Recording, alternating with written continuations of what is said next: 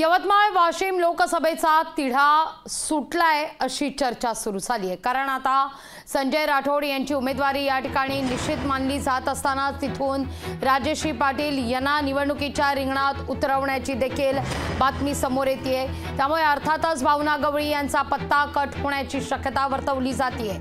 त्यामुळे आता राजेश्री पाटील की संजय राठोड कोणाच्या नावावर या ठिकाणी शिक्कामोर्तब होतं हे पाहणं महत्त्वाचं आहे।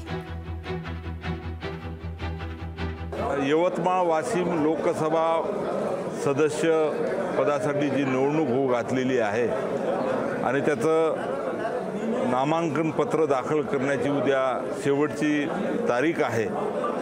महायुतीच्या वतीने उद्या नामांकन पत्र दाखल करणार आहोत आणि आज त्या संदर्भामध्ये नियोजन साठी ही बैठक होती। तिन्ही पक्षाचे आणि मित्र पक्षाचे सर्व पदाधिकारी या ठिकाणी उपस्थित होते। उद्या सर्वजण 11 वाजता यवतमाळच्या समता मैदानावरून उमेदवारी अर्ज दाखल या ठिकाणी होणार आहे।